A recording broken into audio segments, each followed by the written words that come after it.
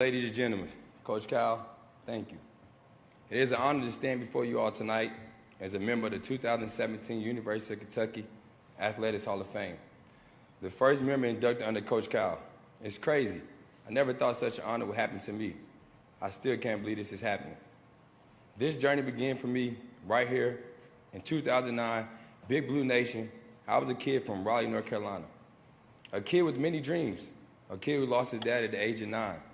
A kid with a bad attitude, or at least that's what I was told. A kid with a chip on his skinny shoulders. A kid who many call and still call a mama boy. But you know I'm cool with that. But most importantly, I was a kid that just loved to play basketball. One of my first memories of the University of Kentucky is when Coach Cal came to visit me. I wanted to tell him I was a Tar Heel fan. I mean, what kid from the state of North Carolina didn't want to rock the Carolina blue? But needless to say, he won me and my mom over with his Coach Cal ways. The most important thing Coach Cal ever did was he came to visit my mom. A lot of coaches said they were scared to come to my neighborhood because it wasn't a good one. Coach Cal didn't care. If he wanted you to come to his school, he was going to pull up. And then, you know, to get the respect from my mom, she was scared for me to leave North Carolina. She said, I want you to stay close to home. It was a very tough decision for me because she had an aneurysm in her head. So I was dealing with that and not knowing if she was going to be able to survive or pass. But when she looked Coach Cal in the eyes and said, yes, I knew I was going. She drove 8 hours to every game I had at Kentucky and never missed one. No matter if my youngest sister, Sierra, had school the next day or not, she made sure she made it. I also remember my first game here at Kentucky. I was nervous. I remember putting on that jersey for the first time, knowing all the history behind all the players and people that came to Kentucky, knowing one of my dreams was coming true to play college basketball. True to the game itself, it was fun. It was against Miami of Ohio. I hit the game-winning basket, a buzzer-beating shot. When I seen the reaction of these amazing fans here, I knew I found a home at Kentucky.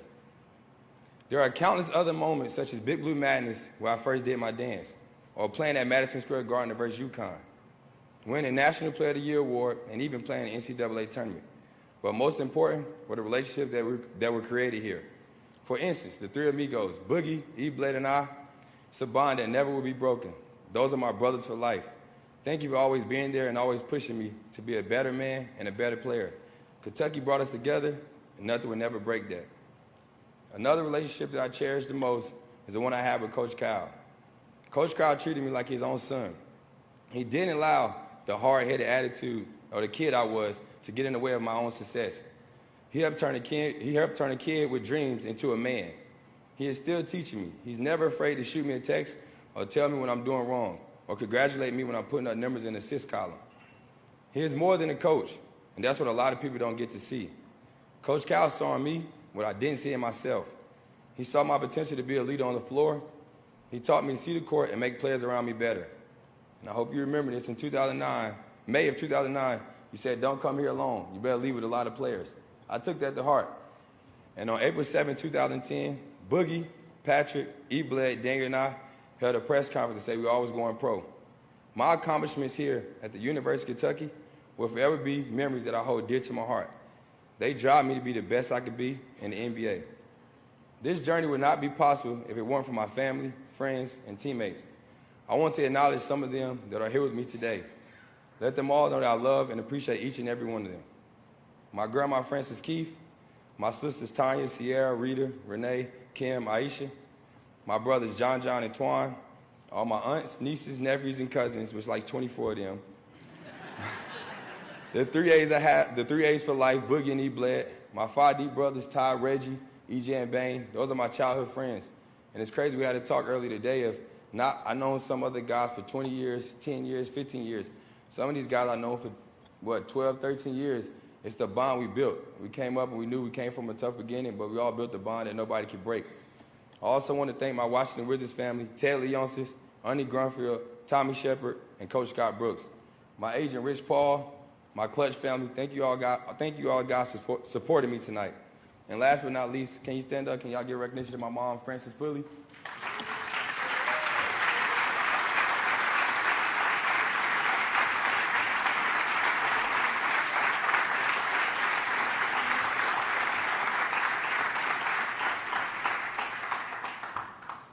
I hope she don't cry, and I told her I wouldn't cry, but it might get a little difficult tonight.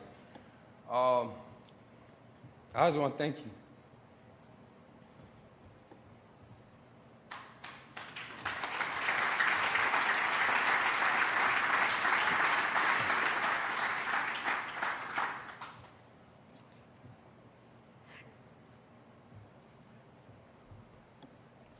I just wanted to say thank you for being my mom. I know it's tough growing up with me and my two sisters, seeing my dad go to jail at a young age. And you sacrificing everything. I seen you pick me up from school, take me to school, and only pick me up from school. And I always wondered what it felt like to be able to do things with my mom. I never had the chance. You always told me when I was 16, you said, you know, as a hard-headed kid, I know you used to hate when I was in kindergarten. You had to sit in the parking lot a lot of times because I could never stay in school more than 30 minutes. I was always getting kicked out. And she had to drive 45 minutes to take me to school. Then all of a sudden, I started playing AU basketball. I met one of my close friends, EJ. We call him Grizzly. And she would miss a lot of tournaments, but she would sacrifice sometimes not paying the light bill just so I can go play basketball. Then when I was 16 years old, I kept getting in trouble. She took basketball away from me. She said, either you can go down the same road as your dad and your brothers, or you could be somebody very special and change our family's life. And that's when I want to thank Coach Cal. My senior year, I got in a breaking and entering charge, just doing some dumb stuff as a kid that had the opportunity to go to college. And one of the first people that came down there in 24 hours was Coach Cal, and he said, listen, you coming to school. We're getting you away from here. And a lot of coaches would have ran from that. They wouldn't have believed in me. They would have gave up on me. And to see what I did and what I have accomplished and the person I have became, I couldn't thank nobody else. I want to thank you, Mom, for being who you are, being a strong, powerful woman, having that gritty attitude that some people look at me and see in my face and they say, well, John Wall's not approachable. Well, I get it from my mom. And I'm cool with that because when you really get to know me, I'm really a loyal person. I'm a family person. And I just want to thank you for being my mom. I wouldn't ask for nobody else in this world to be my mom. I hope whoever I marry, whoever are the mom to my kids, they can be just as strong as one of you is and just as powerful. And I have one thing else to say. Hold on.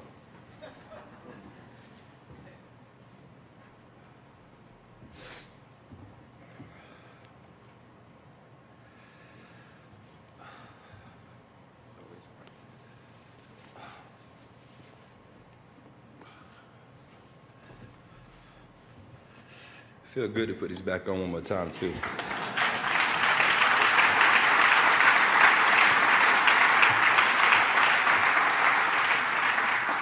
I want to say thank you to the Wildcats. I will forever be grateful. And also Big Blue Nation. Don't forever get the John Wall dance. Thank you.